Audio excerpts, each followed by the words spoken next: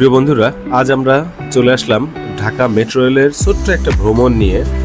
অনেকদিন পরেই metro rail ভ্রমণ করব এরকম একটা পরিকল্পনা চলছিল। তবে ইতিমধ্যেই আমার বড় চাচা আমার বাসায় এসেছেন।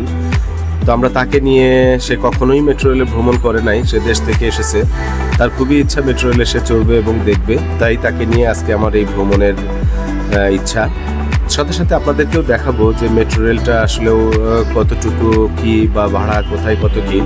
বিশেষ করে আগারগাঁও স্টেশন থেকে আমাদের ভ্রমণের উদ্দেশ্য উত্তরা সেন্টার স্টেশন, এখানকার ভাড়াটা কেমন এবং টিকেটিং সিস্টেম। পাশাপাশি মেট্রো রেলের কর্তৃপক্ষ থেকে কিছু নতুন সিদ্ধান্ত আসছে, সেগুলো নিয়েও আপনাদের মধ্যে আলোচনা করার চেষ্টা করব। তো চলুন ভ্রমণ শুরু করা যাক।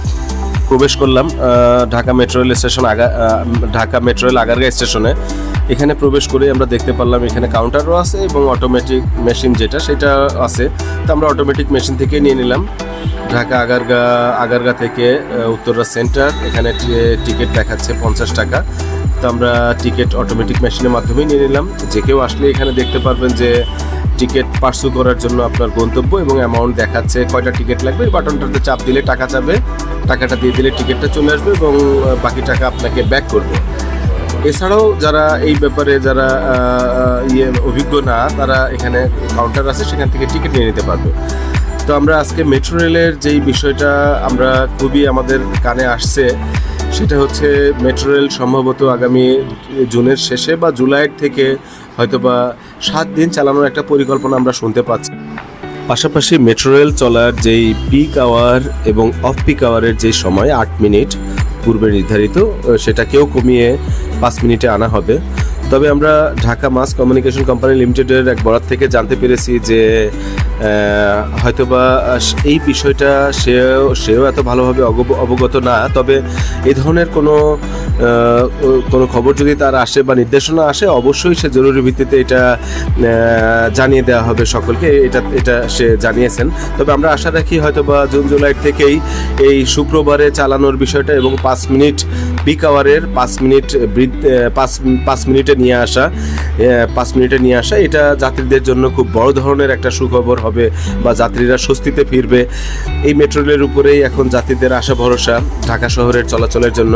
আমরাও আশা রাখি মেট্রো রেল উত্তর উন্নতি করে যাবে এবং পর্যায়ক্রমে যেটা দেখা যাচ্ছে, ঢাকাতে অনেক মেট্রো রেলের পরিকল্পনা করা হচ্ছে বিভিন্ন রুটে।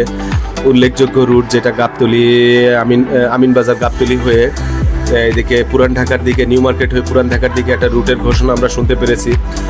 তো এভাবেই এগিয়ে যাচ্ছে মেট্রো রেল। পাশাপাশি ঢাকায় বসবাসকারী জনগণও তাদের সুফল পেতে শুরু করবে। ঢাকা হয়ে উঠবে নিরবচ্ছিন্ন যাত্রার একটা গন্তব্য।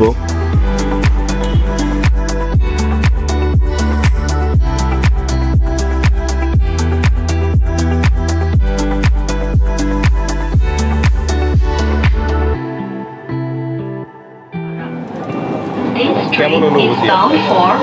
Uttara North. Next station is Sharabad. সর্বশ্রেষ্ঠ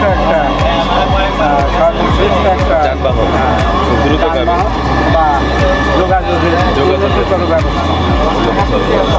এজন্য বর্তমান বাংলাদেশের প্রধানমন্ত্রীকে আন্তরিকভাবে ধন্যবাদ জানাই যে উনি তীক্ষ্ণ বুদ্ধিমত্তার কারণে আজ এত সুন্দর একটা সৃষ্টি তিনি চিন্তাভাবনা করেছিলেন এবং সেটাকে উনি বাস্তবায়িত করেছিলেন।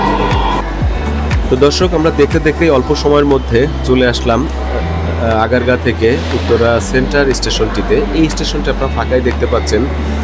এই এলাকাটিতে খুব খুব দ্রুত গতিতে কাজ চলছে, কনস্ট্রাকশনের কাজ। পাবলিক এবং স্কুল, কলেজ, বিভিন্ন ধরনের প্রতিষ্ঠান এগিয়ে যাচ্ছে। অল্প সময়ের মধ্যে হয়তো আমরা দেখতে পাবো এখান থেকেও মানুষের মুভমেন্টটা বেড়ে গেছে। তো সেই সাথে মেট্রো রেলের নিয়ে আমরা কথা বলছিলাম। মেট্রো রেল হয়তোবা সাপ্তাহিক যেই ছুটির দিনটা বন্ধ থাকে, সেখানেও হয়তোবা একটা নির্দেশনা আসতে পারে যে সপ্তাহে 7 দিনই চলাচলের একটা বিষয় এবং 8 মিনিট থেকে সময় কমিয়ে পিক আওয়ারে 5 মিনিট করা। এটা জনসাধারণের জন্য বড় একটা মঙ্গল হয়ে আসবে। যেখানে দিনের পরে দিন মানুষ কষ্ট করে এসেছে, 2 থেকে 2.5 ঘন্টা 3 ঘন্টা সময় লাগতো উত্তরার এই অঞ্চল থেকে মানুষকে ঢাকাতে মতিঝিলে যাওয়ার জন্য।